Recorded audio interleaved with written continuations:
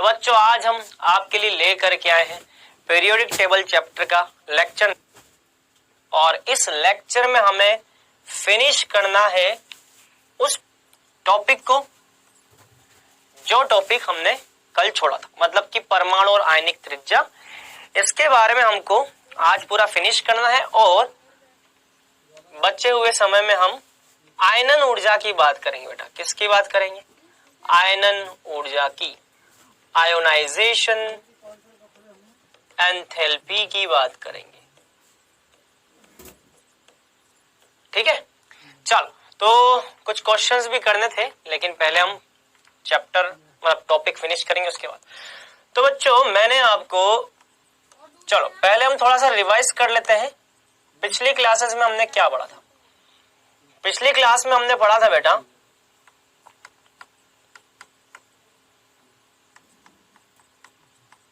परमाणु त्रिज्या के बारे में। किसके बारे में पढ़ा था? परमाणु त्रिज्या के बारे में। पिछली क्लास में हमने परमाणु त्रिज्या के बारे में पढ़ा था।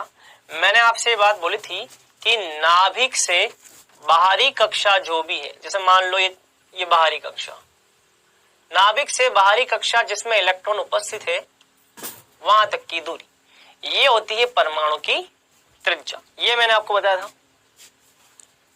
ठीक है, किसी को कोई दिक्कत तो नहीं? चलो फिर मैंने आपसे बात बोली थी, लेकिन परमाणु की त्रिज्या को ज्ञात करना इतना आसान नहीं है। तो आप मुझे लाइव चैट में लिख करके बताओ परमाणु की त्रिज्या को आसानी से ज्ञात क्यों नहीं किया जा सकता। मतलब कि जितना आसानी से मैं आपको बता रहा हूं कि नाभिक से लेकर के यहां तक की दूरी देख लो, तो भैया एक स्केल ले लो, स्केल लेकर के देख लो कितना दूरी है। लेकिन ये इतना आसान नहीं होता जितना कि हम बता रहे हैं, उतना आसान नहीं है। क्यों? ऐसा क्यों? बताओ बताओ जल्दी से, फटाफट सोचो और बताओ क्या होना चाहिए इसका आंसर। क्या बताया था मैंने आपसे ये बात बोली थी कि इलेक्ट्रॉन की प्रकृति कैसी होती है। पहली बात तो इलेक्ट्रॉन की तरंग प्रकृति होती है। अब तरंग प्रकृति है तो कई बार आप सोचोगे कि यार यहां से यहां तक की दूरी ले ले। कई बार आपके दिमाग में आएगा क्यों ना यहां से यहां तक की दूरी ले ले, तो ये दूरी तो कम आएगी, ये दूरी ज्यादा आएगी। तो आपके दिमाग में हमेशा कंफ्यूजन रहेगा कि दूरी होनी क्या चाहिए। तो इलेक्ट्रॉन की तरंग प्रकृति होती है, ये हम परमाणु संरचना में पढ़ चुके हैं। इसीलिए आप बिल्कुल सटीक त्रिज्या आप एकदम से सही सही ज्ञात नहीं कर सकते। अच्छा, दूसरा मैंने क्या बताया था? दूसरा मैंने आपको बताया था कि परमाणु अकेला अस्तित्व में नहीं होता, परमाणु बंध बना करके अस्तित्व में होता है। जैसे मान लो हाइड्रोजन। अब हाइड्रोजन परमाणु अगर अकेला हो तो फिर भी मैं एक बार तो नाभिक से लेकर के यहां तक की दूरी की बात सोच सकता हूं। लेकिन दिक्कत क्या है कि परमाणु अकेला नहीं है, परमाणु किसी और परमाणु के साथ बंध बनाता है।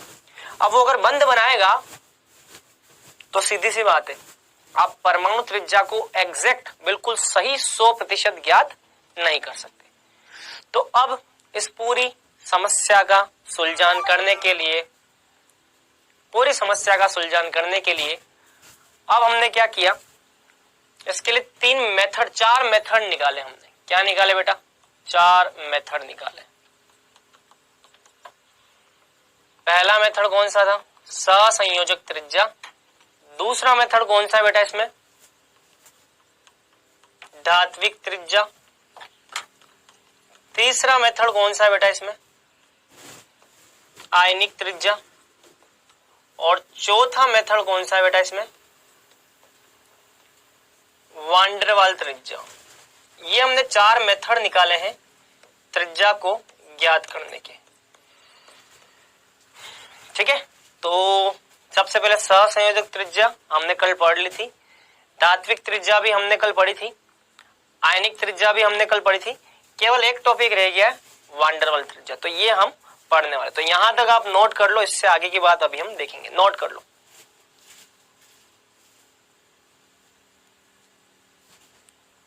चलो, तो ये आपने पढ़ लिया है, कोई दिक्कत नहीं है। चलो, तो सहसंयोजक त्रिज्या, धात्विक त्रिज्या, आयनिक त्रिज्या और वान डेर वाल त्रिज्या, तो हमने ये 4 प्रकार की त्रिज्याओं के बारे में अभी तक पढ़ा है। मतलब 3 प्रकार की त्रिज्याओं के बारे में अभी तक पढ़ लिया।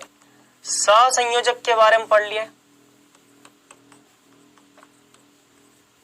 आयनिक त्रिज्या के बारे में हमने पढ़ लिया, धात्विक त्रिज्या के बारे में भी हमने पढ़ लिया। तो यहां तक की चर्चा हम कर चुके। ठीक है, सहसंयोजक त्रिज्या कहां पाई जाती है, आयनिक त्रिज्या कैसे होती है और धात्विक त्रिज्या कैसे होती है, ये हम पढ़ चुके। सहसंयोजक त्रिज्या का मतलब है परमाणु जिसमें सहसंयोजक बंध पाया जाता है। परमाणु जिसमें सहसंयोजक बंध पाया जाता है उसमें कौन सी त्रिज्या होती है बेटा, सहसंयोजक त्रिज्या। इसको प्रदर्शित करते हैं आरसी से। किससे प्रदर्शित करते हैं बेटा, आरसी से। आयनों में पाए जाने वाली त्रिज्या को हम आर आई आयनिक त्रिज्या से प्रदर्शित करते हैं और धात्विक त्रिज्या का मतलब आर एम मेटेलिक रेडियस। ठीक है, धात्विक त्रिज्या से प्रदर्शित करते हैं। तो यहां पे मान लो बेटा, अगर बंधों के बीच की दूरी, इस बंध की जो लंबाई है वो बंध की लंबाई डी है, तो मैंने आपको बताया था कि सहसंयोजक त्रिज्या जो होती है वो बंध लंबाई का आधा कर दो, ये हो जाती है सहसंयोजक त्रिज्या। लेकिन कब, जब ये दोनों परमाणु क्या हो, समान। सम परमाणुवीय अणु में परमाणु त्रिज्या आप ऐसे ज्ञात करते हो। ठीक है, चलो। लेकिन मान लो विषम परमाणु अणु हो, विषम परमाणु अणु हो। विषम परमाणु अणु में त्रिज्या कैसे ज्ञात करते हो, विषम परमाणु अणु में दोनों परमाणु के बीच की दूरी जो होती है, नाभिकों के बीच की दूरी जो होती है, वो हाइड्रोजन परमाणु की त्रिज्या और क्लोरीन परमाणु की त्रिज्या के योग के बराबर होती है। तो ये हमने कल पढ़ रखा है। ठीक है, आयनिक त्रिज्या की बात करते हैं। आयनिक त्रिज्या के अंदर दो प्रकार की त्रिज्याएं बताई थी मैंने आपको, धनायन की त्रिज्या और दूसरी मैंने क्या बताई थी बेटा, ऋणायन की त्रिज्या।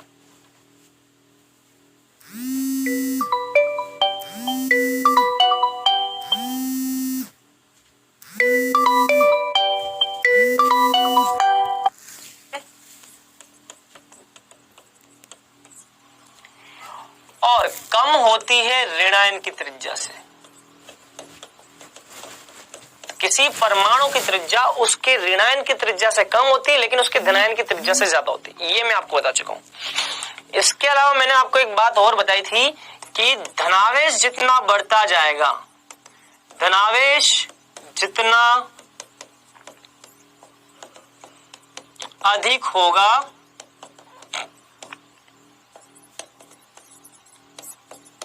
उसकी त्रिज्या उतनी ही कम होगी और ऋणावेश जितना अधिक होगा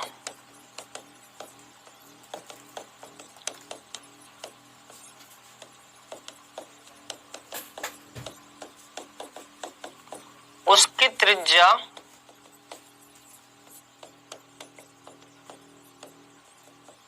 उतनी ही अधिक होगी। ठीक है, तो ये ध्यान रखना बेटा। धात्विक त्रिज्या क्या होती है, धात्विक त्रिज्या धातुओं में पाई जाती है। किसमें पाई जाती है, धातुओं के परमाणु में। धातु का परमाणु, धातु का परमाणु, धातुओं के परमाणु के बीच की जो दूरी है बेटा, उस दूरी का आधा कर लो, ये हो जाएगी धात्विक त्रिज्या। ये मैं आपको बता चुका हूं, यहां तक की बात हम पढ़ चुके हैं। ठीक है, अब बच्चों एक बात ध्यान रखना, एक बात ध्यान रखना, सहसंयोजक बंध जो बनता है बच्चों, वो दोनों के परमाणुविक कक्षकों के आपस में एक दूसरे के विलीन होने से बनता है। बात समझ में आ रही है मैं क्या बोल रहा हूं। सहसंयोजक बंध, सहसंयोजक त्रिज्या कहां पाई जाती है, जहां पे सहसंयोजक बंध होता है बेटा। क्या होता है, जहां पे सहसंयोजक बंध होता है। सहसंयोजक त्रिज्या वहां पाई जाती है बेटा जहां पे सहसंयोजक बंध होता है। धात्विक त्रिज्या वहां पाई जाती है जहां पे बेटा धात्विक बंध होता है। कौन सा बंध होता है बेटा, धात्विक बंध। चलो अब हम आते हैं सहसंयोजक बंध पे। बेटा एक बात ध्यान रखना, सहसंयोजक बंध का निर्माण जो होता है वो परमाणुविक कक्षकों के एक दूसरे में विलीन होने से होता है। तो ये परमाणविक कक्षक जब ये दोनों परमाणविक कक्षक एक दूसरे में विलीन हो जाएंगे, एक दूसरे में डूब जाएंगे, एक दूसरे में अंदर विलीन हो जाते हैं। विलीन होना मतलब कि एक दूसरे में मर्ज होना। ये विलीन हो जाते हैं ना, तब होता है बेटा सहसंयोजक बंध का निर्माण। तो इसको हम बोलते हैं आंशिक विलीन होना। आंशिक नहीं, आंशिक विलीन होना। तो जब भी दो परमाणुओं के कक्षक, जैसे मान लो ये हाइड्रोजन परमाणु, ये मान लो हाइड्रोजन परमाणु, हाइड्रोजन परमाणु का 1s कक्षक, दूसरे हाइड्रोजन परमाणु का 1s कक्षक। जब दोनों हाइड्रोजन परमाणुओं के 1s कक्षक एक दूसरे में विलीन हो जाते हैं बेटा, ये जुड़ जाते हैं ऐसे, इसको बोलते हैं आंशिक विलीन होना। तब जाकर के क्या बनता है बेटा? सहसंयोजक बंध। क्या बनता है बेटा? सहसंयोजक बंध बनता है। ठीक है। अच्छा, धात्विक बंध में क्या होता है? धात्विक बंध में बच्चों परमाणु जो होते हैं वो एक दूसरे को केवल स्पर्श करते हैं। परमाणु एक दूसरे को बस स्पर्श करते हैं, विलीन नहीं होते। धात्विक बंध के अंदर धातुओं के परमाणु एक दूसरे को केवल स्पर्श करते हैं, ये स्पर्श करते हैं। यहाँ पे धात्विक बंध में धातुओं के परमाणु एक दूसरे को केवल क्या करते हैं? स्पर्श करते हैं। तो इससे बनता है क्या? धात्विक बंध बनता है। दूरी डी होगी, धात्विक बंध की दूरी डी हो जाएगी। तो धात्विक बंध में इनकी सतह जो होती है वो एक दूसरे को स्पर्श करती है। सहसंयोजक बंध के अंदर परमाणविक कक्षक एक दूसरे में स्पर्श नहीं करते, एक दूसरे में विलीन हो जाते हैं। आप मुझे बताओ कौन सी त्रिज्या ज्यादा होगी? ये वाली मतलब सॉरी, कौन सा बंध ज्यादा होगा? किसकी बंध लंबाई ज्यादा होगी? ये वाले बंध की लंबाई जो है, ये वाले बंध H2 के अणु का निर्माण करता है। तो बच्चा हमेशा परमाणु अकेला नहीं होता है, बंधित अवस्था में होता है। किस में होता है? बंधित अवस्था में। परमाणु इस तरह से अकेला नहीं होता, बंधित अवस्था में होता है। और अगर परमाणु बंधित अवस्था में है तो भैया फिर आप यहां से यहां तक की दूरी इतनी आसानी से माप नहीं सकते। अगर मान लो परमाणु अकेला होता ऐसे अपनी जिंदगी में, जैसा आपको दिखाई दे रहा है यहाँ पे, तब तुम फिर भी सोच सकते थे कि चलो यार यहां से यहां तक की दूरी माप लो, आ जाएगा आंसर। तब फिर भी एक बार सोचा जा सकता था। लेकिन परमाणु जो है वो अकेला नहीं है, परमाणु दूसरे परमाणु के साथ मिलकर के अणु का निर्माण करते हैं बंधित अवस्था में। जैसे कि हाइड्रोजन अकेला परमाणु इस दुनिया में अस्तित्व में नहीं होता, हाइड्रोजन H2 के रूप में होता है। Cl2 का भी अकेला परमाणु नहीं है, Cl2 में दो परमाणु है। F2 में भी दो परमाणु है। फास्फोरस में 4 परमाणु है, अकेला नहीं है।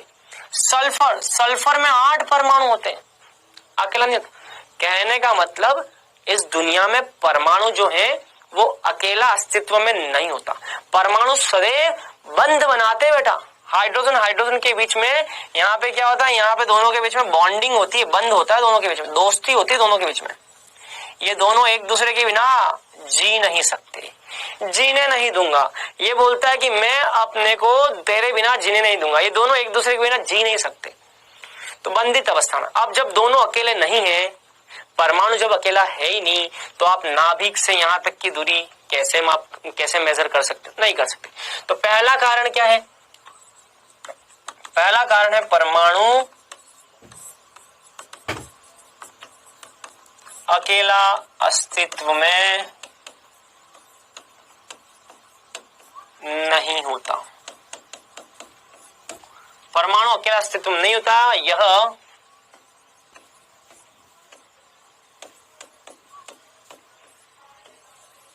दूसरे परमाणुओं के साथ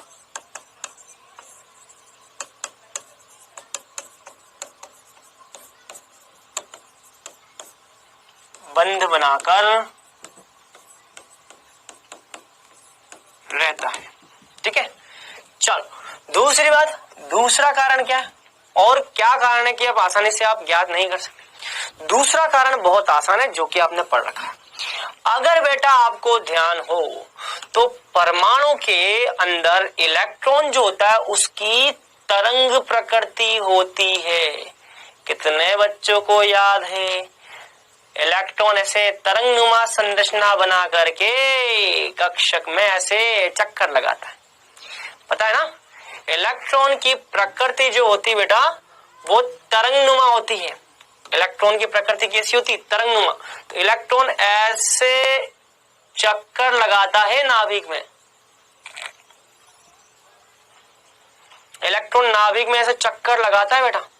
नाभिक क्या, सॉरी माफ करना, इलेक्ट्रॉन परमाणु के अंदर कक्षाओं में ऐसे चक्कर लगाता है, मतलब कि चक्कर लगाता है, तरंग प्रकृति होती है। इलेक्ट्रॉन की ऐसे तरंग प्रकृति होती है।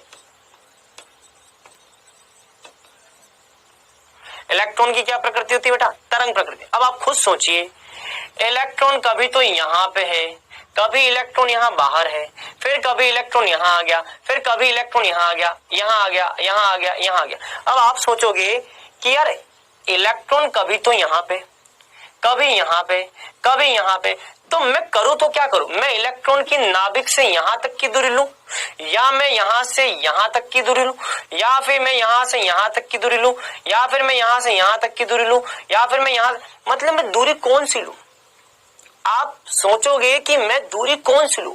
मैं यहां से यहां तक की लूं, या फिर मैं दूरी को यहां से यहां तक ले जाऊं, या फिर ये दूरी यहां से यहां तक, दूरी कौन सी लूं मैं? मुझे समझ में नहीं आ रहा है।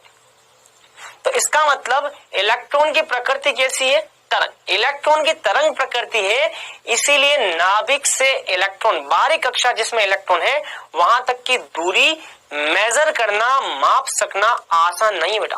क्यों? क्योंकि इलेक्ट्रॉन तरंग प्रकृति में अस्तित्व में। तरंग तो भैया ऐसा डोलेगी, कभी ऊपर कभी नीचे, कभी ऊपर कभी नीचे। तो आप दूरी कौन सी लोगे? ऊपर जाने पर दूरी लोगे या नीचे आने पर दूरी लोगे? कंफ्यूजन। तो आप दूरी यहां से यहां तक की लोगे, या फिर आप दूरी यहां से यहां तक की लोगे? कौन सी दूरी लोगे भैया? हमको नहीं पता। इसका मतलब ये भी एक बहुत बड़ा कारण है। इलेक्ट्रॉन की प्रकृति क्या होती है बेटा? इलेक्ट्रॉन की प्रकृति तरंगनुमा होती है। इलेक्ट्रॉन की प्रकृति तरंगनुमा होती है। अतः त्रिज्या ज्ञात कर पाना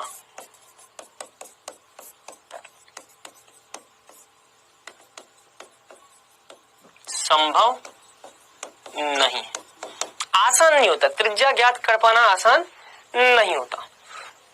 अब वैज्ञानिकों ने सोचा कि भाई त्रिज्या को ज्ञात कर पाना आसान तो नहीं है, तो अब क्या करें? तो बच्चों इस परेशानी को दूर करने के लिए, इस समस्या को सुलझाने के लिए, परमाणु की त्रिज्या को ज्ञात करने के लिए कुछ मेथड प्रदान किए। परमाणुओं की त्रिज्या ज्ञात करना आसान नहीं है, अतः वैज्ञानिकों द्वारा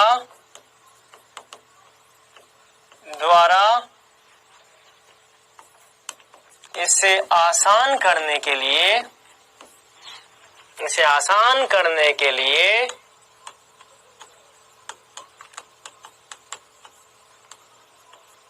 कुछ तरीके दिए गए जो निम्न है। उसमें सबसे पहला है बच्चों सहसंयोजक त्रिज्या। तो वैज्ञानिकों ने कुछ मेथड प्रदान किए। उसमें सबसे पहला मेथड है बेटा सहसंयोजक त्रिज्या। कौन सा? सहसंयोजक त्रिज्या। वैज्ञानिकों ने बोला कोई बात नहीं, त्रिज्या ज्ञात करना आसान नहीं, हमारे पास एक मेथड है, हमारे पास कुछ मेथड है। उसमें सबसे पहला मेथड है सहसंयोजक त्रिज्या। इस मेथड के द्वारा आप त्रिज्या ज्ञात कर सकते हो। दूसरा इसमें होता है बच्चों धात्विक त्रिज्या। कौन सा? धात्विक त्रिज्या। इसी क्रम में एक होता है बच्चों आयनिक त्रिज्या। क्या होता है बेटा? आयनिक त्रिज्या। और इसी क्रम में एक होता है बच्चों वांडर वाल त्रिज्या। क्या होता है बेटा? वांडरवाल त्रिज्या। तो इन सारी त्रिज्याओं के बारे में हमको एक एक करके चर्चा करनी है। तो सबसे पहला हेडिंग लिखना बेटा सह संयोजक त्रिज्या। इसको अंग्रेजी में बोलते हैं बेटा कोवेलेंट रेडियस। क्या बोलते हैं? Covalent radius. ठीक है। अच्छा, कई बच्चे इंग्लिश की भी डिमांड करते तो लिख लो, इसको हम बोलते हैं एटॉमिक रेडियस, इसको हम बोलते हैं आयोनिक रेडियस। ठीक है, ठीक है। तो कोवेलेंट रेडियस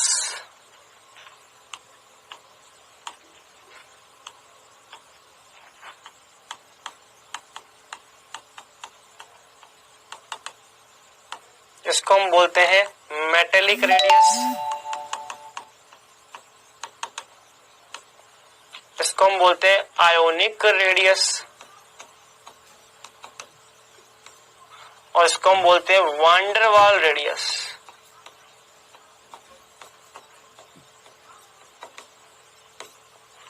ठीक है।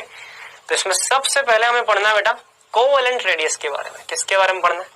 कोवेलेंट रेडियस के बारे में हमें पढ़ना है। ठीक है, चलो कोवेलेंट रेडियस होता क्या है, आ जाओ बच्चों। यह त्रिज्या जो है, यह त्रिज्या सहसंयोजक बंध बनाने वाले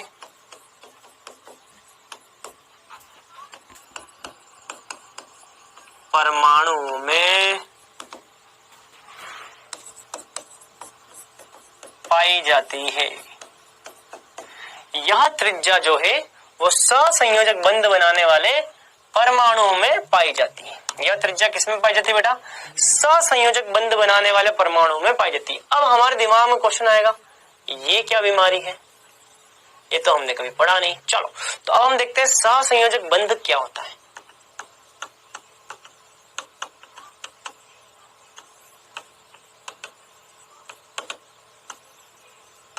कोवेलेंट बॉन्ड, इसको हम क्या बोलते हैं? ठीक है, क्या होता है? तो बच्चों ध्यान रखना, कोवेलेंट बॉन्ड का मतलब ऐसा बंध जो इलेक्ट्रॉन के बीच, ऐसा बंध जो परमाणुओं के बीच, माफ करना, ऐसा बंध जो परमाणुओं के बीच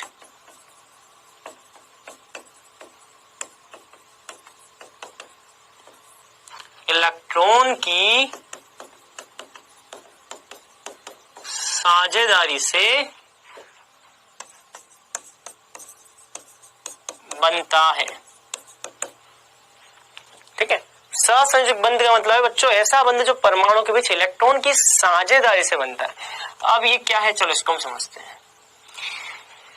साझेदारी का मतलब क्या? चलो ऐसा समझो बच्चों कि मान लो मैं और मेरा एक दोस्त, हम दोनों एक बिजनेस चालू करना चाहते हैं।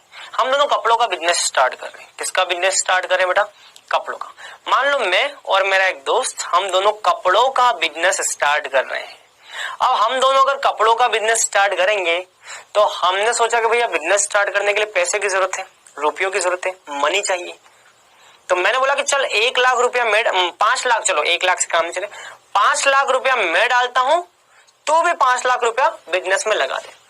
तो मैंने और मेरे दोस्त दोनों ने मिलकर के 5-5 लाख रुपए का साझा किया। मतलब कि हम दोनों ने कुल मिलाकर के कितना साझा किया? मैंने 5 लाख का साझा किया, उसने भी 5 लाख का किया। मतलब कि कुल साझा जो किया हमने वो 10 लाख का किया। कितना किया बेटा? 10 लाख का। अब होगा क्या, जैसे ही हमने 10 लाख रुपए लगा करके एक बिजनेस स्टार्ट किया, तो बिजनेस चालू करने के बाद में उसमें जो भी फायदा हुआ उसका मुझे भी उतना ही योगदान मिलेगा, उसका भी उतना ही योगदान होगा। तो बेटा सहसंयोजक बंध भी बेटा ऐसा ही कुछ होता है। एक परमाणु जितने इलेक्ट्रॉन लगाएगा उतना ही दूसरे परमाणु द्वारा भी इलेक्ट्रॉन लगाए जाएंगे। मैंने जितने रुपये लगाए सामने वाले ने भी बिजनेस में उतने ही रुपये लगाए और बिजनेस चालू हो गया। तो भैया दो परमाणुओं के बीच में भी जब इलेक्ट्रॉन का साझेदारी होगा तो बराबर बराबर साझेदारी। एक परमाणु ने अगर एक इलेक्ट्रॉन साझे में लगाया तो दूसरा परमाणु भी एक इलेक्ट्रॉन साझे में लगाएगा। बराबर बराबर इलेक्ट्रॉनों का साझा।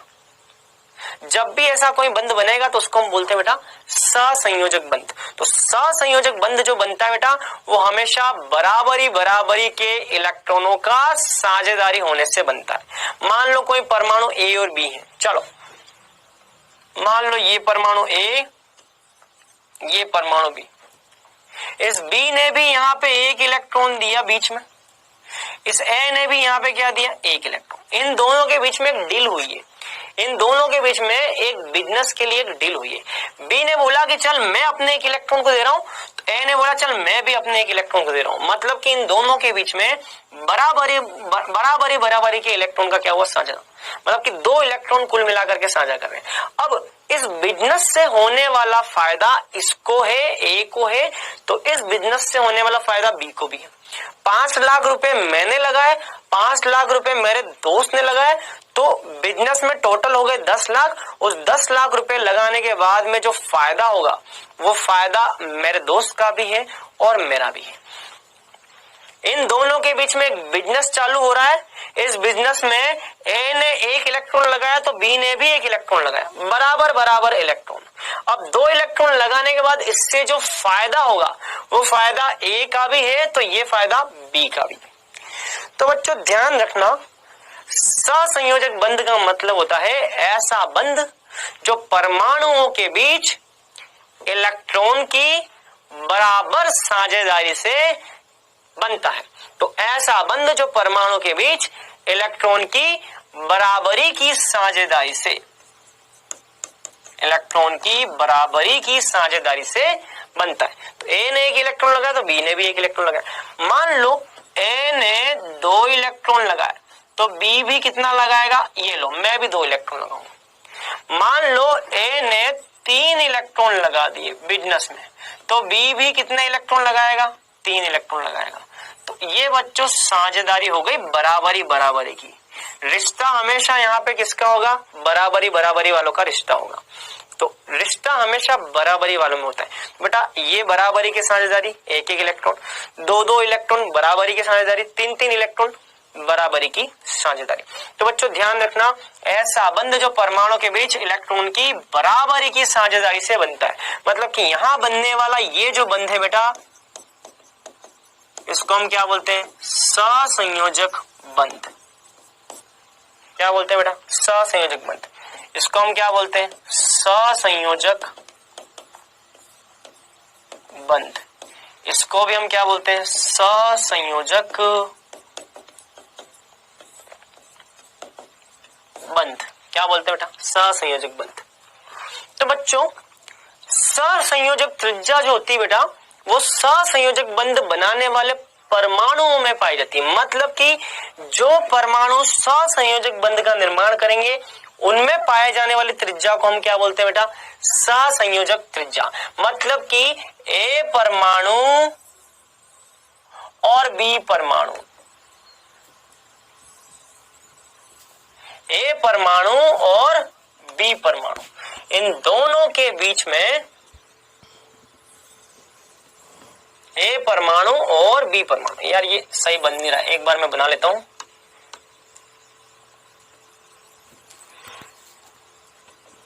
ए परमाणु और बी परमाणु, इनके बीच में जो ये बंध बना है बेटा, इन दोनों के बीच में क्या हुआ है, ये साझा हुआ। देखो ये साझा हो गया, ये इलेक्ट्रॉन का साझा हो गया। यहाँ पे इलेक्ट्रॉन उपस्थित है बेटा, क्या उपस्थित है यहाँ पे, इलेक्ट्रॉन। तो मान लो इनके बीच में, फिर से बना लेते हैं कोई बात नहीं, मान लो इनके बीच में ये ए और ये बी, ये ए और ये बी, मान लो इनके बीच में एक इलेक्ट्रॉन यहाँ, दूसरा इलेक्ट्रॉन, मान लो 2 इलेक्ट्रॉन उपस्थित है, 2 इलेक्ट्रॉन।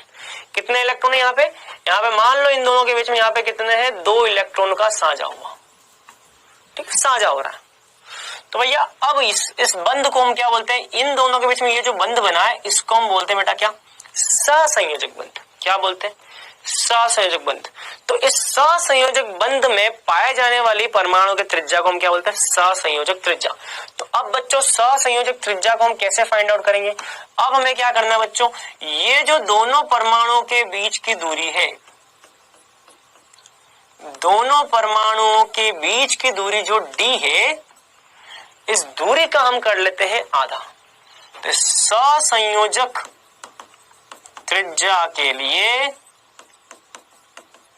अब हम क्या करते हैं, सहसंयोजक बंध की जो दूरी है, इस दूरी का हम कर लेते हैं आधा। ऐसे ही निकालते हैं बेटा सहसंयोजक त्रिज्या। तो जब भी दो परमाणु सहसंयोजक बंध का निर्माण करेंगे तो इन दोनों परमाणुओं के लिए सहसंयोजक त्रिज्या निकालने का तरीका ये है d/2। जैसे कि उदाहरण, चलो एक उदाहरण मैं आपको बताता हूं। जैसे मान लो H2 का अणु। अब H2 के अणु में मुझे क्या निकालना है? हाइड्रोजन परमाणु की त्रिज्या। अब H2 के अणु में हाइड्रोजन परमाणुओं के बीच ये हाइड्रोजन परमाणु और ये दूसरा हाइड्रोजन परमाणु, इन दोनों के बीच मैंने क्या बना दिया? सहसंयोजक बंध बना दिया है। अब इस सहसंयोजक बंध की जो दूरी है, सहसंयोजक बंध की जो दूरी है, इस दूरी का मैं क्या कर लूं? इस दूरी का अगर मैं आधा कर लूं तो मुझे क्या मिल जाएगी? सहसंयोजक त्रिज्या मिल जाएगी।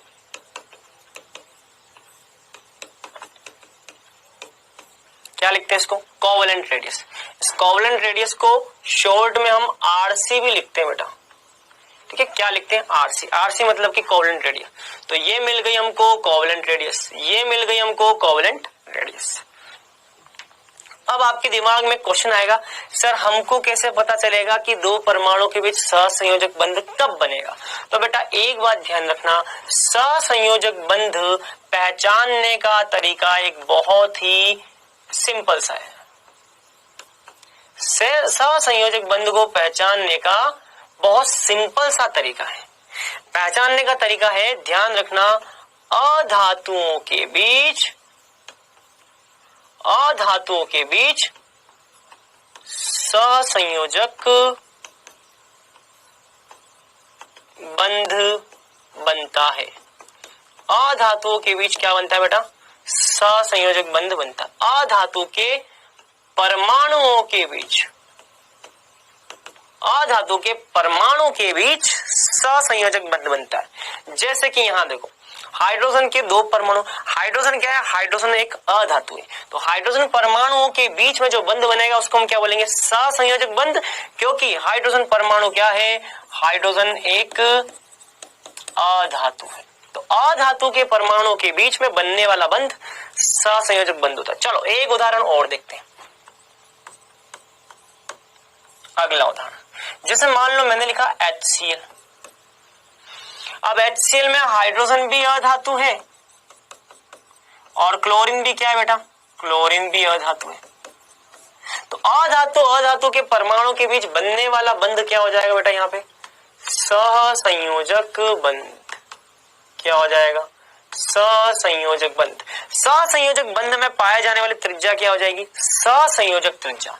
तो अब मैं इसकी सहसंयोजक त्रिज्या कैसे निकालूंगा? देखो बेटा, ये हाइड्रोजन, ये आपका क्लोरीन, यहां से यहां तक की दूरी ये तो हो जाएगी आपकी हाइड्रोजन की त्रिज्या, और यहां से यहां तक की दूरी ये आपकी हो जाएगी क्लोरीन की सहसंयोजक त्रिज्या। तो यहाँ पर ये जो बंध की लंबाई है बेटा, ये बंध की लंबाई किसके बराबर आएगी? ये जो बंध की लंबाई है, ये बंध की लंबाई d, d का मतलब बंध की लंबाई। ये जो बंध की लंबाई है, ये बंध की लंबाई कितनी आएगी? हाइड्रोजन की सहसंयोजक त्रिज्या प्लस क्लोरीन की सहसंयोजक त्रिज्या, इनके योग के बराबर आएगी। ऐसे निकालते बेटा। अब आप मुझे बोलोगे कि सर यहाँ पे तो बंध लंबाई का हमने आधा किया और यहाँ पे हम बंध लंबाई का आधा नहीं कर रहे हैं, ऐसा क्यों? चलो मैं आपको बताता हूँ बेटा। यहाँ पे हमेशा हम बंध लंबाई का आधा इसलिए करते हैं क्योंकि जब भी अणु का निर्माण समान परमाणुओं से होता है। जब भी अणु का निर्माण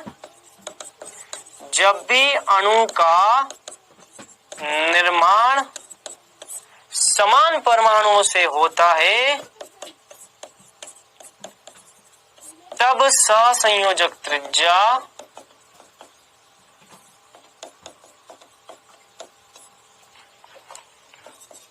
बंध लंबाई d का आधा होती है। तो बेटा ध्यान रखना, जब भी समान परमाणुओं के मिलने से अणु का निर्माण हो तो उसे हम क्या बोलते हैं, वहां पे हम त्रिज्या कैसे निकालते हैं, सहसंयोजक बंध लंबाई जो है उसका आधा कर लेते हैं। तो अणु का निर्माण जब समान परमाणु से हो, समान परमाणुओं वाले अणु को हम क्या बोलते हैं, सम परमाणुक अणु। समान परमाणुओं से मिल करके बनने वाले अणु को हम क्या बोलते हैं, समपरमाणुक अणु। तो समपरमाणुक अणु में परमाणु त्रिज्या क्या होती है, समपरमाणुक अणु में परमाणु त्रिज्या होती है जो दोनों परमाणु के बीच की जो दूरी है, बंध लंबाई है, दोनों के नाभिकों के बीच की दूरी जो है उसका आधा। अब कई बच्चे बोलते हैं सर बंध लंबाई क्या होता है, कई बच्चे बोलते हैं सर ये बंध लंबाई क्या है। तो बेटा ध्यान रखना, परमाणुओं के नाभिकों के बीच की दूरी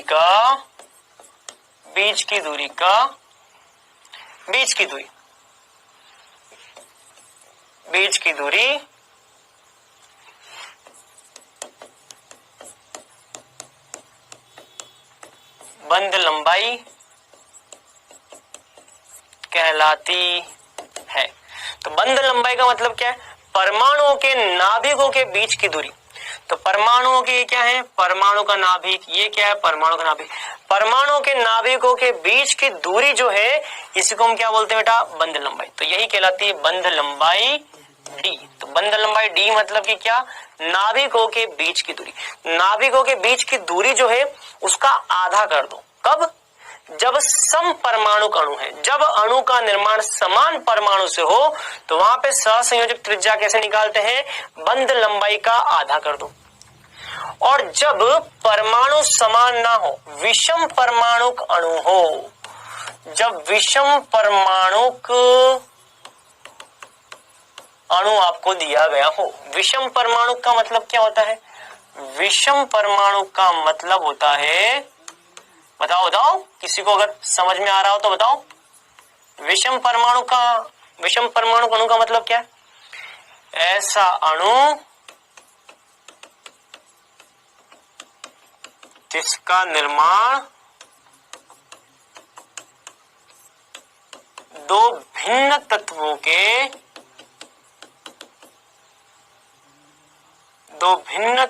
के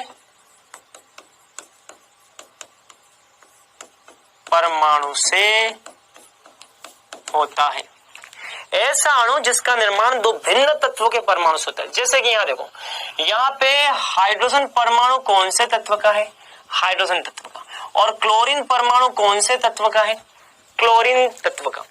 तो एक हाइड्रोजन तत्व का परमाणु है, दूसरा क्लोरीन तत्व का परमाणु है। जब भी बनने वाला अणु दो भिन्न तत्वों के परमाणु से बनता हो उसे बोलते हैं विषम परमाणु। विषम परमाणु अणु के लिए बच्चों कभी भी आप बंध लंबाई का आधा ना करें त्रिज्या के लिए, इसको हम बोलते हैं बंध लंबाई। क्या बोलते हैं बेटा, बंध लंबाई। विषम परमाणु अणु के अंदर आपको जब भी त्रिज्या निकालने के लिए बोला जाए तो कभी भी बंध लंबाई का आधा ना करें। आपको क्या करना है, बंध लंबाई का मतलब हाइड्रोजन की त्रिज्या और क्लोरीन की त्रिज्या, इन दोनों का योग करोगे। ये जो हाइड्रोजन की त्रिज्या है और ये जो क्लोरीन की त्रिज्या है, इन दोनों की त्रिज्याओं का जब योग करेंगे बच्चा तो ये आ जाएगी बंध लंबाई। अगर आपको एग्जाम के अंदर बंध लंबाई दी गई है और किसी दूसरे परमाणु की त्रिज्या अगर आपको दे दी जाए तो तीसरे परमाणु मतलब कि बंध लंबाई आपको दे दी गई है, किसी एक परमाणु की त्रिज्या आपको दे दी जाए तो आप दूसरे परमाणु की त्रिज्या निकाल सकते हो। अब आप बोलोगे कि सर बंध लंबाई तो हमको एग्जाम में दे रखी, इनकी त्रिज्याओं के बारे में हमको कहां से पता चलता है? बेटा इनकी त्रिज्याएं कहां से आती और ये जो क्लोरीन की त्रिज्या है, इन दोनों की त्रिज्याओं का जब योग करेंगे बच्चा तो ये आ जाएगी बंध लंबाई। अगर आपको एग्जाम के अंदर बंध लंबाई दी गई है और किसी दूसरे परमाणु की त्रिज्या अगर आपको दे दी जाए तो तीसरे परमाणु मतलब कि बंध लंबाई आपको दे दी गई है, किसी एक परमाणु की त्रिज्या आपको दे दी जाए तो आप दूसरे परमाणु की त्रिज्या निकाल सकते हो। अब आप बोलोगे कि सर बंध लंबाई तो हमको एग्जाम में दे रखी, इनकी त्रिज्याओं के बारे में हमको कहां से पता चलता है?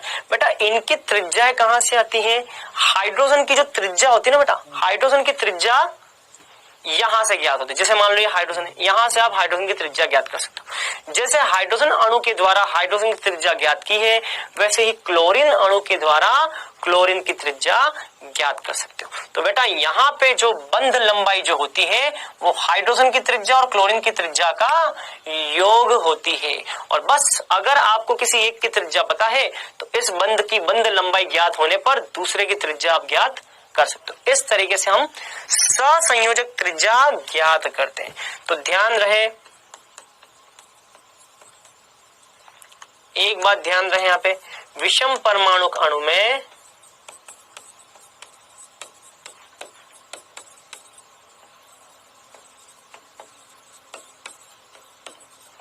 सहसंयोजक त्रिज्या के लिए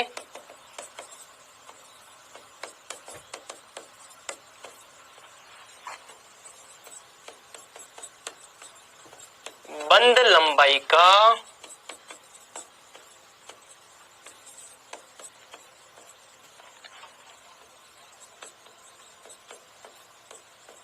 आधा करने पर प्राप्त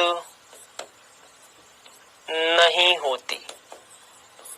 ठीक है, ध्यान रखना, विषम परमाणुक अणु में सहसंयोजक त्रिज्या बंध लंबाई का आधा करने पर प्राप्त नहीं होती। यहां पर किसी एक परमाणु की त्रिज्या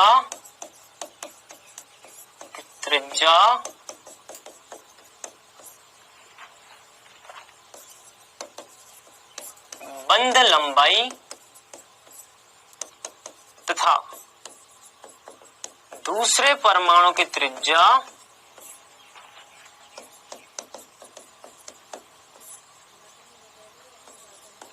द्वारा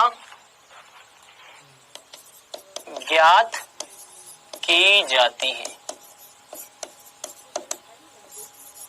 समझ में आया? तो यहां पे किसी परमाणु की त्रिज्या जो है वो बंध लंबाई d और दूसरे परमाणु की त्रिज्या, दूसरा परमाणु की त्रिज्या, मान लो आपको हाइड्रोजन परमाणु की त्रिज्या यहाँ पे मान लो ज्ञात करनी, तो हाइड्रोजन परमाणु की त्रिज्या के लिए एक तो आपको बंध लंबाई दे रखी होनी पड़ेगी पहले से, और दूसरा क्लोरीन परमाणु की त्रिज्या आपको या तो प्रश्न में दी गई हो या फिर आप क्लोरीन परमाणु की त्रिज्या इस मेथड से आप कैलकुलेट कर लो। जैसे कि क्लोरीन का Cl2 का बंध लंबाई का आधा करके वहां पे हम RCl निकाल लें, उसको यहाँ रख करके हाइड्रोजन की त्रिज्या हम ज्ञात कर सकते हैं। तो इस तरीके से हमको विषम परमाणु अणु के लिए त्रिज्या, विषम परमाणु अणु में उपस्थित परमाणु की त्रिज्या हम ज्ञात कर सकते हैं। चलो अब बच्चों, ये जो परमाणु त्रिज्या है, इस परमाणु त्रिज्या के बाद हमें पढ़ना होता है बेटा आयनिक त्रिज्या। क्या पढ़ना है बेटा? आयनिक त्रिज्या, आयोनिक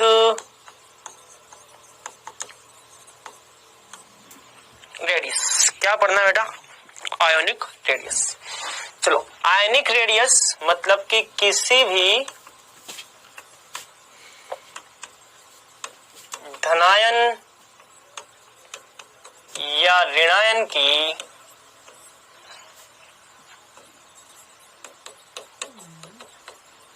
त्रिज्या को ही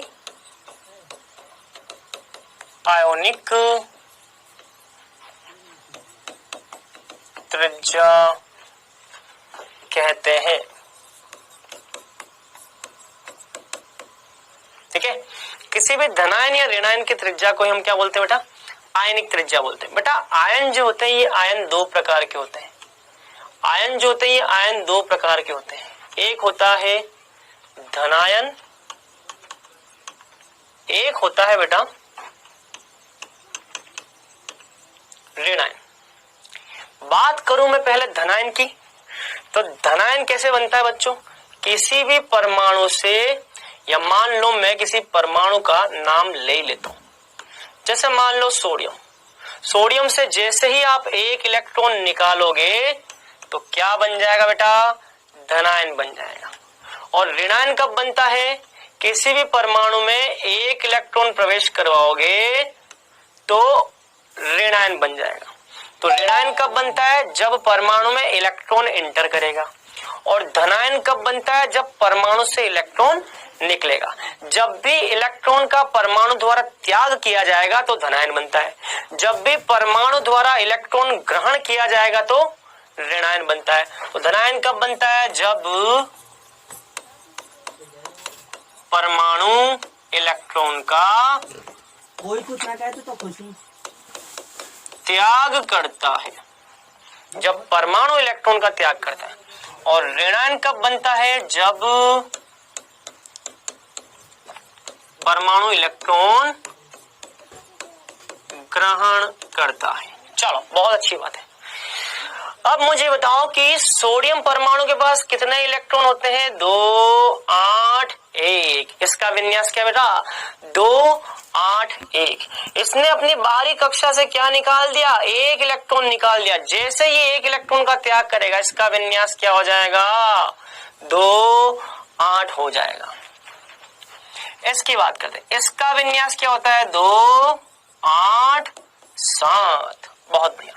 जैसे ये एक इलेक्ट्रॉन ग्रहण करेगा तो साथ में एक इलेक्ट्रॉन ग्रहण हो जाएंगे, तो ये हो जाएगा 2, 8 और 7 + 1 हो गया तो 8 हो जाएगा। ये विन्यास हो जाएगा। क्लियर? चलो तो हम इसी की बात करें। तो सबसे पहले हम बात करेंगे बेटा धनायन के बारे में। धनायन की त्रिज्या, इसकी बात हम करेंगे। ठीक है, चलो धनायन की त्रिज्या हम कैसे निकालेंगे, आ जाओ।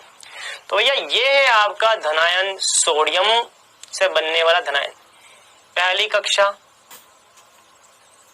दूसरी कक्षा, तीसरी कक्षा। ठीक है, तीसरी कक्षा। सोडियम की पहली कक्षा में 2 इलेक्ट्रॉन, दूसरी में 8, तीसरी में 1। तो यहाँ पे 1 और 2 इलेक्ट्रॉन। यहाँ पे 1, 2, 3, 4, 5, 6, 7 और 8 इलेक्ट्रॉन। और सबसे बाहर वाली कक्षा में कितना? 1 इलेक्ट्रॉन। जैसे ये सोडियम अपना 1 इलेक्ट्रॉन त्यागेगा तो 1 इलेक्ट्रॉन त्यागने पर यहां हो जाएंगे 2 इलेक्ट्रॉन, तो यहां होते ही हैं। दूसरी कक्षा में कितने?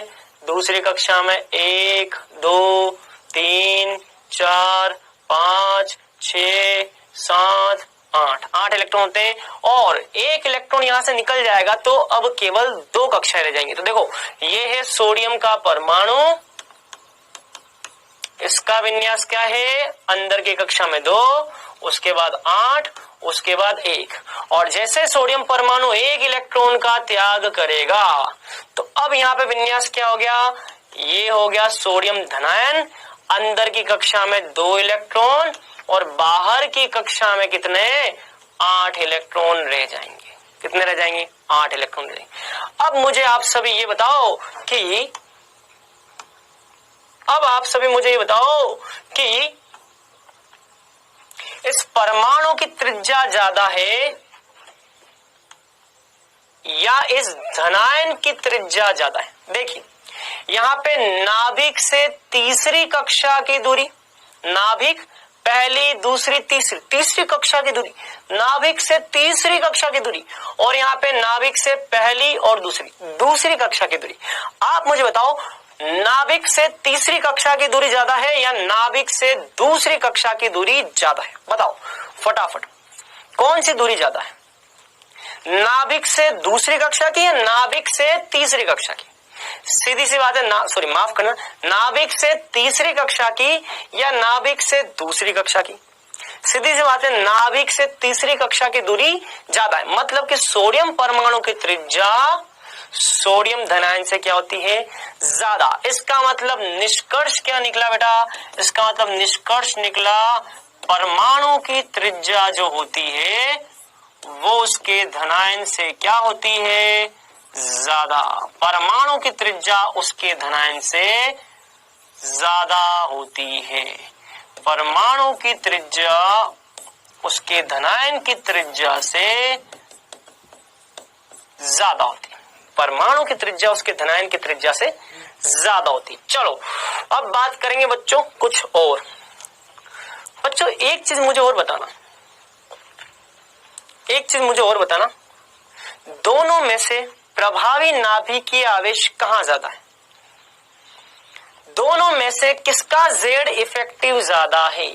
चलो दोनों में से जेड इफेक्टिव जो है वो जेड इफेक्टिव किसका ज्यादा, उसका जेड इफेक्टिव ज्यादा है या इसका जेड इफेक्टिव ज्यादा है? बताइए, जेड इफेक्टिव किसका ज्यादा है? अरे भैया जेड इफेक्टिव का मतलब होता है Z minus sigma. Z effective का मतलब क्या है, जेड माइनस सिग्मा। अगर मैं इसमें जेड माइनस सिग्मा करूंगा, जेड का मतलब प्रोटॉन की संख्या, सोडियम के अंदर प्रोटॉन कितने होते हैं, 11 होते हैं। कितने होते हैं, 11। चलो माइनस यहाँ पे सिग्मा प्रतिकर्षण प्रभाव, यहाँ पे प्रतिकर्षण प्रभाव कितने इलेक्ट्रॉनों का है, बाहरी इलेक्ट्रॉन पर कितने इलेक्ट्रॉन प्रतिकर्षण लगाएंगे, 1 इलेक्ट्रॉन, 2 इलेक्ट्रॉन, 3, 4, 5, 6, 7, 8, ये 8 इलेक्ट्रॉन इस पर प्रतिकर्षण लगाएंगे और अंदर की ये 2 इलेक्ट्रॉन भी तो लगाएंगे मेरे भाई। तो 8 + 2 कितने इलेक्ट्रॉनों का प्रतिकर्षण लगेगा, 10 इलेक्ट्रॉन का सिग्मा लगेगा। यहाँ पे 10 इलेक्ट्रॉन का सिग्मा लगेगा। चलो 10 इलेक्ट्रॉन का प्रतिकर्षण। अब यहां देखो बेटा, यहां पे भी जेड इफेक्टिव की बात करें तो जेड इफेक्टिव देखो, जेड माइनस सिग्मा। जेड का मान कितना है, यहाँ परमाणु क्रमांक कितना है, परमाणु क्रमांक सोडियम का 11 ही रहेगा।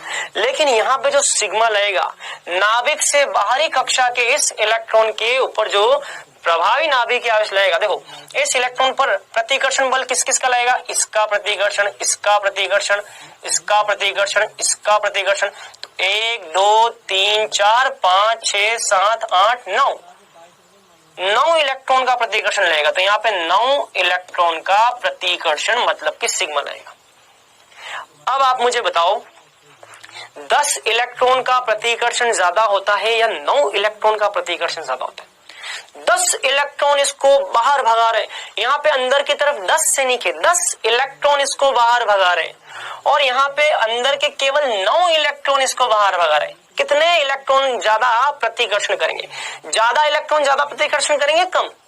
सीधी सी बात है भाई, यहाँ पे सैनिकों की संख्या ज्यादा है तो ये जो बाहर जो दुश्मन है ना, इस दुश्मन को ये अंदर अगर सैनिकों की संख्या ज्यादा होगी तो दुश्मन को ज्यादा दूर तक भगाएंगे। भाई राजा पर कोई दुश्मन आक्रमण कर रहा है तो उस दुश्मन को भगाने के लिए सैनिकों की संख्या भी ज्यादा होनी चाहिए, सैनिकों द्वारा प्रतिकर्षण भी ज्यादा लगना चाहिए। तो अगर सैनिकों की संख्या ज्यादा है तो प्रतिकर्षण भी ज्यादा लगेगा। अगर ये प्रतिकर्षण ज्यादा लगेगा तो जेड इफेक्टिव क्या हो जाएगा, जेड इफेक्टिव कम हो जाएगा। और अगर ये प्रतिकर्षण 9 सिग्मा का 9 इलेक्ट्रॉनों का लगता है, कम अगर लगता है तो जेड इफेक्टिव ज्यादा हो जाएगा। अगर ये वाली संख्या तुलनात्मक रूप से कम है तो ये ज्यादा हो जाएगा और यहाँ सिग्मा अगर ज्यादा है तो ये कम हो जाएगा। मतलब कि जेड इफेक्टिव किसका होता है ज्यादा, धनायन का जेड इफेक्टिव ज्यादा होता है। तो जेड इफेक्टिव की अगर बात करें तो धनायन का जेड इफेक्टिव उसके परमाणु से ज्यादा होता है।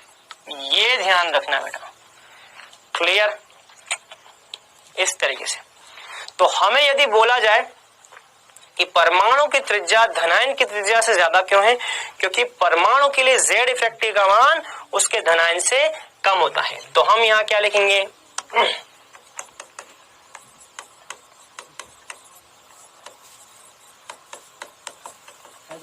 परमाणु की त्रिज्या उसके धनायन की त्रिज्या से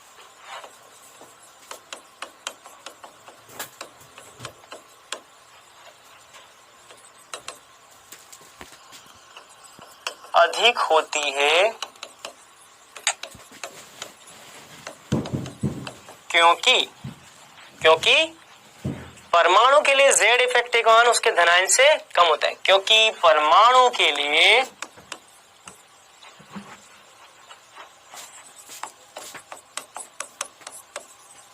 Z इफेक्टिव का मान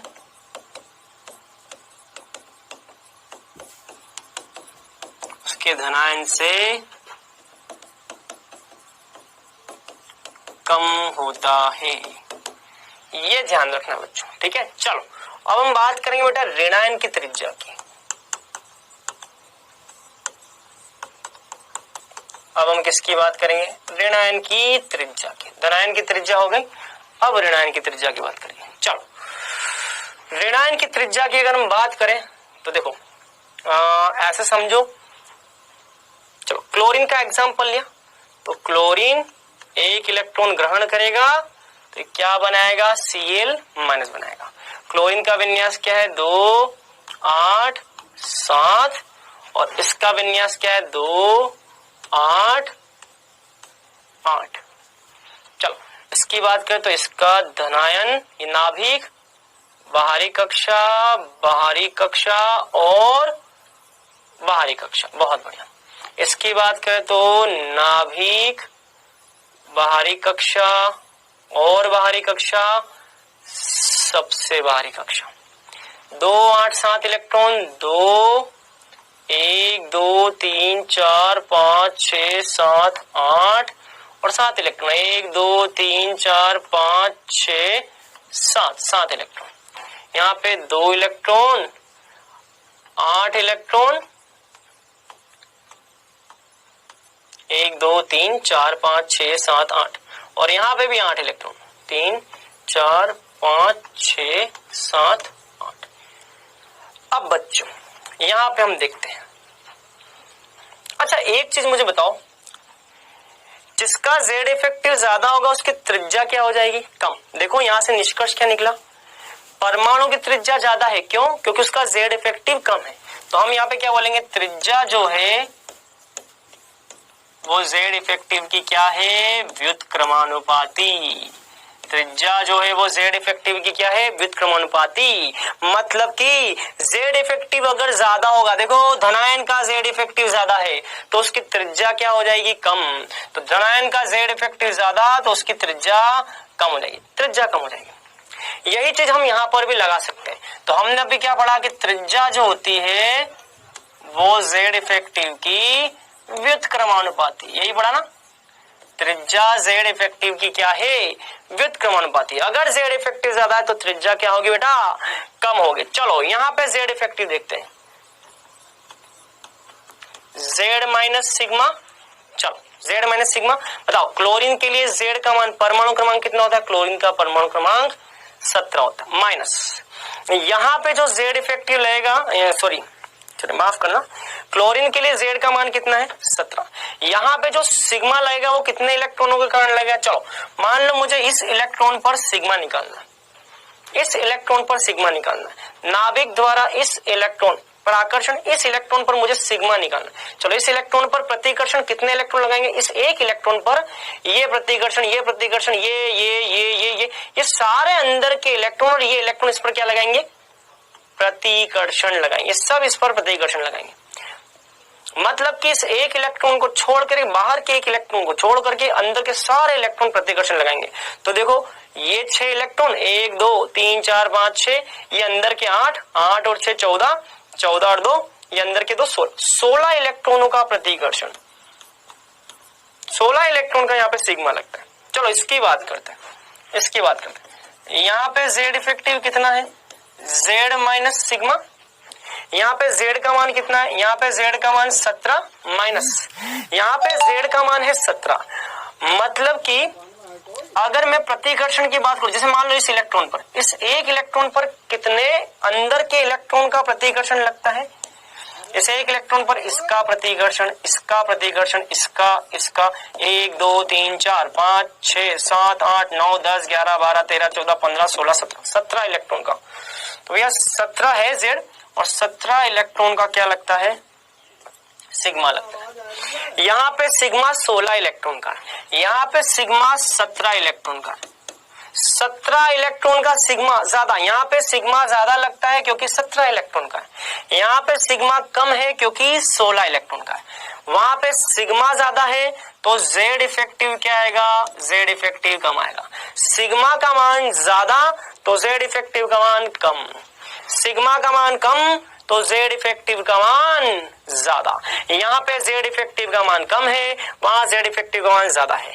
जेड इफेक्टिव किसके लिए कम होता है, ऋण आयन के लिए, ऋण आयन के लिए जेड इफेक्टिव कम होता है। तो ऋण आयन का जेड इफेक्टिव कम है, परमाणु का जेड इफेक्टिव ज्यादा है।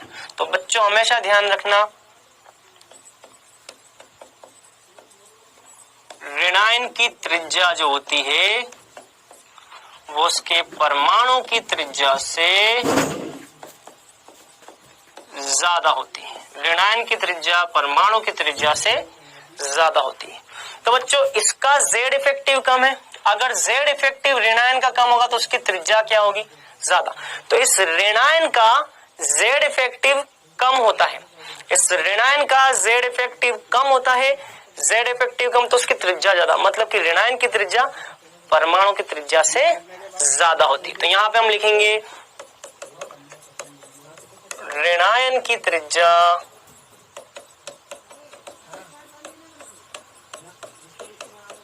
परमाणु की त्रिज्या से ज्यादा होती है क्योंकि उसका जेड इफेक्टिव कम होता है। तो ये ध्यान रखना बच्चों, वेरी वेरी इंपॉर्टेंट कंक्लूजन। चलो अब कुछ उदाहरण देखते बेटा, आ जाओ उदाहरण देखते। चलो तो हमारे पास निष्कर्ष क्या निकला, चलो मैं आपको एक बार यहाँ पे बताता हूँ हमारे पास निष्कर्ष क्या क्या निकला। चलो तो निष्कर्ष हमारे पास क्या क्या निकले, निष्कर्ष हमारे पास निकला कि परमाणु की तुलना में ऋण आयन की त्रिज्या क्या है, ज्यादा, और धनायन की त्रिज्या क्या है,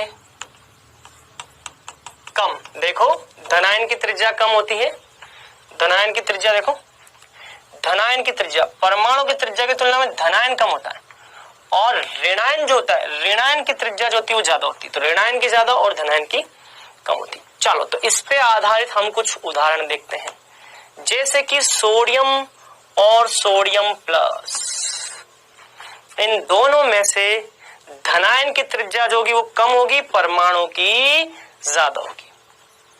एल्यूमिनियम और एल्यूमिनियम प्लस, एल्यूमिनियम की ज्यादा होगी, एल्यूमिनियम प्लस की कम होगी। क्लोरीन, क्लोरीन माइनस, ऋणायन की ज्यादा, परमाणु की कम। फ्लोरीन माइनस और फ्लोरीन, ऋणायन की ज्यादा, परमाणु की कम। तो ये कुछ बच्चों उदाहरण है जो कि आपको ध्यान रखना है। क्लियर? चलो और बात करते हैं आगे। बच्चों एक बात ध्यान रखना, परमाणु की त्रिज्या उसके धनायन से क्या होती है, ज्यादा होती है। धनायन पर जितना आवेश बढ़ता जाएगा उतना ही त्रिज्या का मान कम होता जाएगा, मतलब कि परमाणु की त्रिज्या ज्यादा है, धनायन की त्रिज्या कम है। मान लो मैंने लिखा सोडियम और सोडियम प्लस, सोडियम प्लस की तुलना में सोडियम की त्रिज्या क्या है, ज्यादा। लेकिन मान लो आवेश और धनायन में बढ़ जाता है, धनायन में जितना आवेश ज्यादा होगा उतनी ही त्रिज्या क्या होती जाएगी बेटा, कम होती जाएगी। ध्यान रखना, धनायन में जितना आवेश बढ़ता जाएगा उतनी त्रिज्या कम होती जाएगी। और ऋणायन की अगर मैं बात करूं तो ऋणायन का आकार परमाणु की तुलना में क्या होता है, बड़ा। ऋणावेश जितना बढ़ता जाएगा उतनी ही त्रिज्या का मान बढ़ता जाएगा। तो बेटा ध्यान रखना, त्रिज्या का मान धनावेश बढ़ने पर कम होता जाता है और त्रिज्या का मान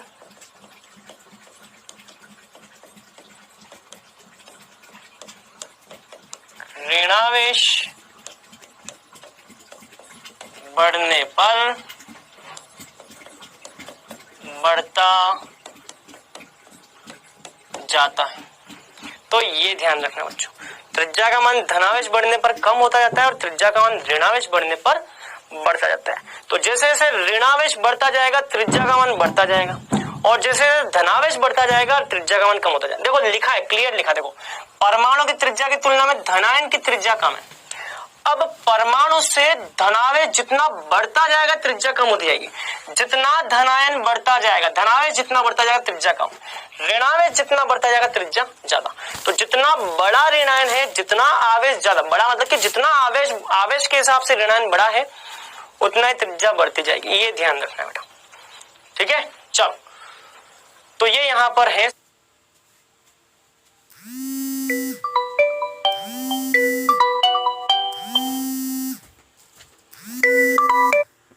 जैसे जैसे धनावेश का मान बढ़ता जाएगा त्रिज्या घटती जाएगी।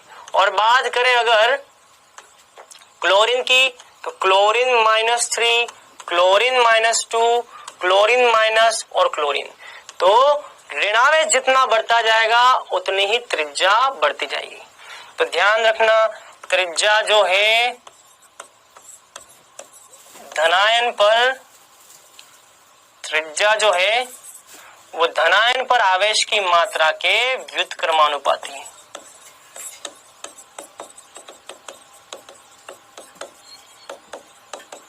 धनायन पर आवेश की मात्रा जितनी ज्यादा होगी, धनायन पर आवेश की मात्रा जितनी ज्यादा होगी उतनी त्रिज्या कम हो जाएगी, ये ध्यान रखना है। और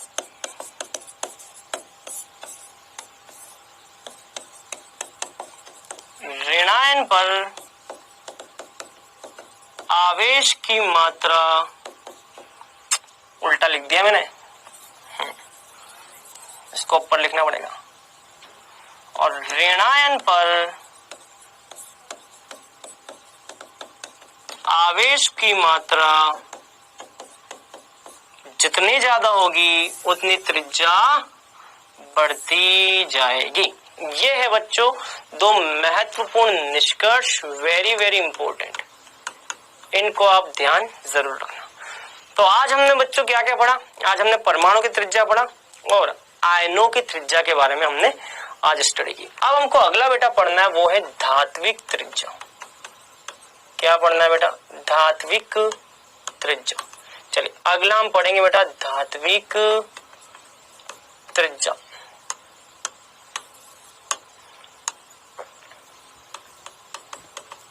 धात्विक त्रिज्या। अच्छा एक चीज और बेटा मैं आपसे पूछना चाहूंगा, मान लो अगर आपको ऐसा कुछ दे रखा है N-3 O-2 F- sodium plus magnesium +2 aluminium +3, अगर ये दे रखा है तो आप मुझे इन दोनों के आधार पर बताओ, ये जो नतीजे लिख रखे हैं इन आधार पर बताओ सबसे ज्यादा त्रिज्या किसकी होगी और सबसे कम त्रिज्या किसकी होगी, बताओ।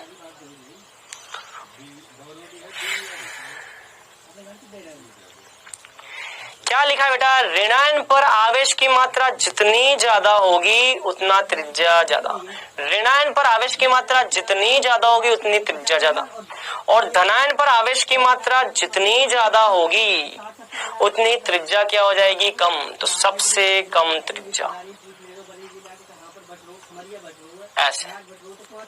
इन सब को बच्चों हम क्या बोलते हैं? सम इलेक्ट्रॉनिक प्रजाति। ये सारी क्या है? सम इलेक्ट्रॉनिक प्रजाति। सम इलेक्ट्रॉनिक प्रजाति का मतलब क्या होता है? ऐसी प्रजाति जिनमें इलेक्ट्रॉन की संख्या क्या होती है? समान। सबके पास इलेक्ट्रॉन 10 हैं, 10 इलेक्ट्रॉन है सबके पास। ये सब क्या है बच्चों? सम इलेक्ट्रॉनिक प्रजाति। तो सम इलेक्ट्रॉनिक प्रजाति में बच्चों ये देखा गया है कि भैया जितना धनावेश बढ़ेगा उतनी त्रिज्या कम और जितना ऋणावेश बढ़ेगा उतनी त्रिज्या ज्यादा।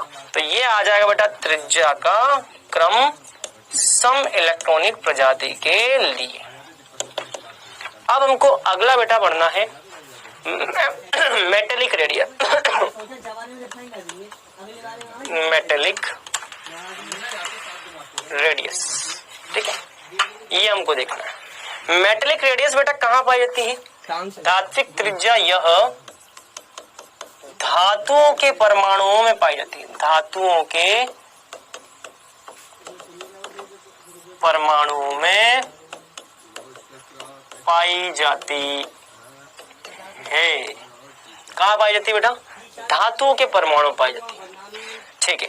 जैसे मान लो उदाहरण सोडियम। सोडियम क्या है? धातु।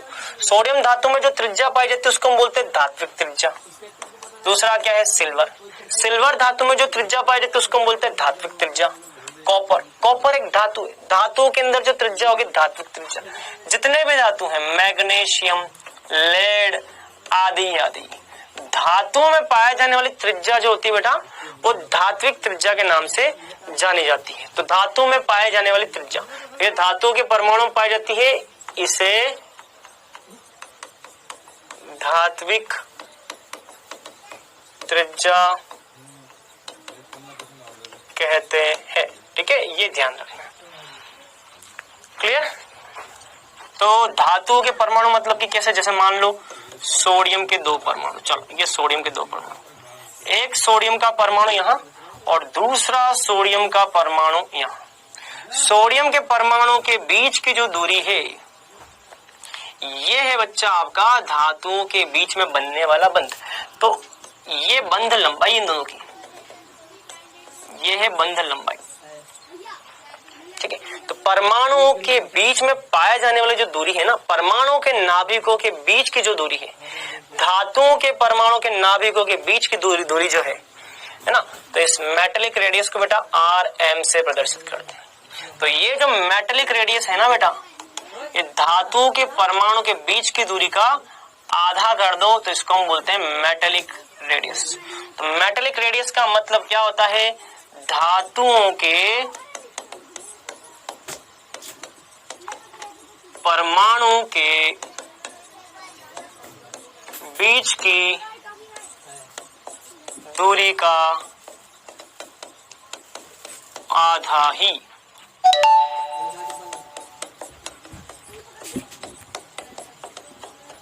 धात्विक त्रिज्या मेटेलिक रेडियस कहलाता है। तो मेटेलिक रेडियस का मतलब ये, जो धातु में पाई जाने वाली त्रिज्या जो है वो धात्विक त्रिज्या, और इसको आप ऐसे भी बोल सकते हो धातु के परमाणु के बीच की दूरी का आधा करो, धात्विक त्रिज्या कहलाता है। धातुओं के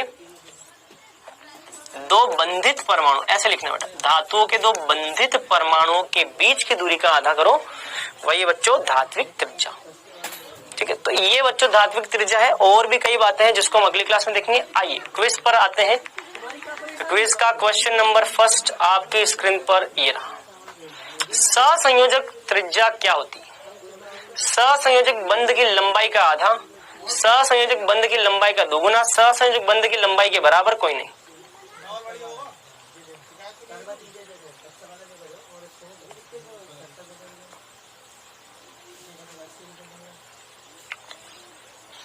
काफी छोटा क्वेश्चन है, तो मुझे लगता है इसमें कोई ज्यादा टाइम लगना चाहिए। दूसरा क्वेश्चन है, धात्विक त्रिज्या होती है, किसकी होती है? मतलब सोडियम, पोटेशियम, किसमें धात्विक त्रिज्या होती है?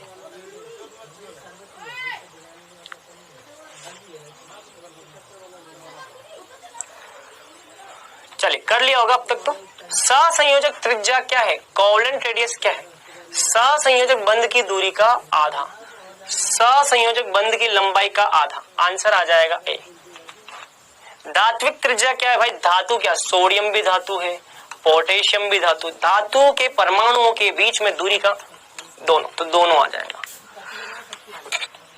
आज हमने क्या पढ़ा बच्चा? आज हमने त्रिज्या के बारे में पढ़ा, उसमें दो परमाणु त्रिज्या, आयनिक त्रिज्या, और एक हमने पढ़ा बच्चों क्या? धात्विक त्रिज्या, ठीक है। पैनल पे आपको होमवर्क मिल जाएगा बच्चों। अगली क्लास में हम त्रिज्या जब समाप्त हो जाएगा फिर हम आयनन ऊर्जा के बारे में पढ़ेंगे, ठीक है। चले बच्चों, आज के लिए इतना ही। Best of luck.